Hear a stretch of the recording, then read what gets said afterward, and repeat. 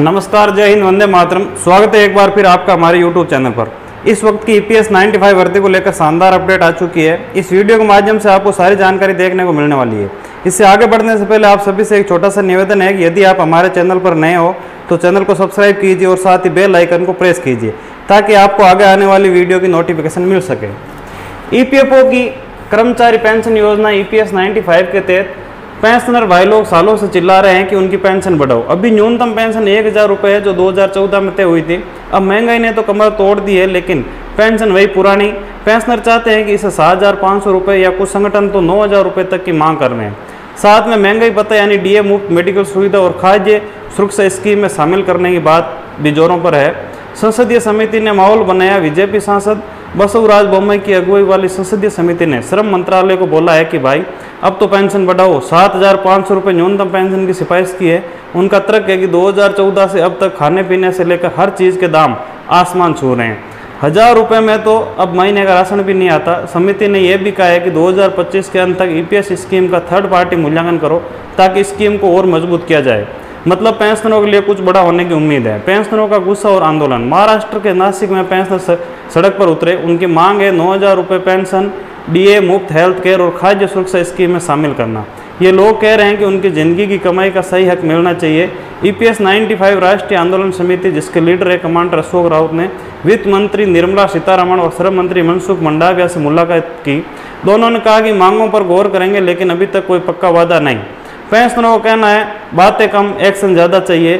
दिल्ली में तो कुछ छोटे मोटे प्रदर्शन हुए, लेकिन वहाँ अभी कोई बड़ा बवाल नहीं। फिर भी पेंशनर संगठन दबाव बनाए हुए हैं। हायर पेंशन का सीन। सुप्रीम कोर्ट ने नवंबर 2022 में हायर पेंशन का रास्ता खोला था। इसके तहत 17.48 लाख आवेदन आए, जिनमें से 21,885 लोगों को पेंशन भुगतान आदेश मिल चुके हैं। 1.65 लाख लोगों से अतिरिक्त राशि जमा कराने को कहा गया है। केरल हाईकोर्ट ने हाल ही में तगड़ा फैसला दिया कि EPFO हायर पेंशन के लिए पात्र लोगों को मना नहीं कर सकता। ये पेंशनर के लिए बड़ी जीत है, लेकिन प्रोसेस धीमी है। कुछ पेंशनर शिकायत कर रहे हैं कि उनके आवेदन अटके पड़े हैं। EPFO का कहना है कि वो 70% आवेदनों को प्रोसेस कर चुका है, लेकिन अभी और काम बाकी है। EPFO 3.0 फ्यूचर का प्लान। EPFO कुछ कूल चीज़ें ला रहा है। जल्दी तुम अपने PF फंड को ATM से निकाल सकेंगे। यह सिस्टम टेस्टिंग फेज में है और 2025 में लॉन्च हो सकता है। केंद्रीकृत पेंशन भुगतान प्रणाली CPPS जनवरी 2025 से लागू हो चुकी है। अब 78 लाख पेंशनर किसी भी बैंक से अपनी पेंशन ले सकते हैं। यह सुविधा पेंशनरों की जिंदगी आसान कर रही है। प्रयास योजना के तहत EPFO ने रिटायरमेंट के दिन ही पेंशन भुगतान आदेश PPFO देने की शुरुआत की। मतलब रिटायर होते ही पेंशन शुरू। सरकार और EPFO की टेंशन। पेंशन बढ़ने का खर्चा भारी है। EPFO का अनुमान है कि हायर पेंशन और न्यूनतम पेंशन वर्दी के लिए 1.86 लाख करोड़ रुपए चाहिए। सरकार और EPFO इस बात को लेकर चिंतित है कि स्कीम की वित्तीय स्थिरता न बिगड़े। कुछ पोस्ट्स में दावा किया जा रहा है कि पेंशन वर्दी की 99.9% संभावना है, लेकिन यार बिना आधिकारिक घोषणा के इन बातों पर भरोसा मत करो। कुछ सूत्रों का कहना है कि सरकार 5000 से 7500 रुपये के बीच न्यूनतम पेंशन तय कर सकती है।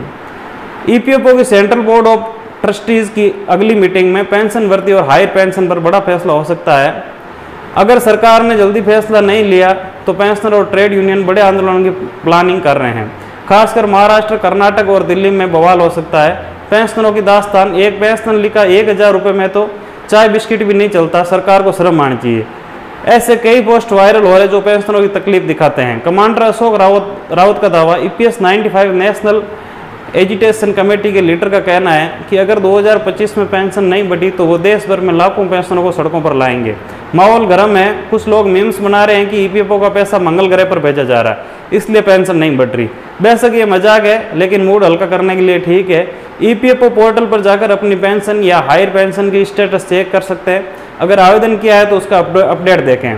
पेंशनर संगठन से जुड़े अगर आपका कोई रिश्तेदार पेंशनर है तो EPS 95 नेशनल एजुटेशन कमेटी जैसे संगठनों से जुड़कर दबाव बढ़ा सकते हैं। अपने नज़दीकी EPFO ऑफिस में जाकर हायर पेंशन या पेंशन स्टेटस के बारे में पूछे। एक तरफ पेंशन सड़क पर, दूसरी तरफ सरकार और EPFO की मीटिंग्स, और बीच में संसदीय समिति का दमदार एंट्री, ऊपर से मीम्स और गुस्साए पोस्ट्स।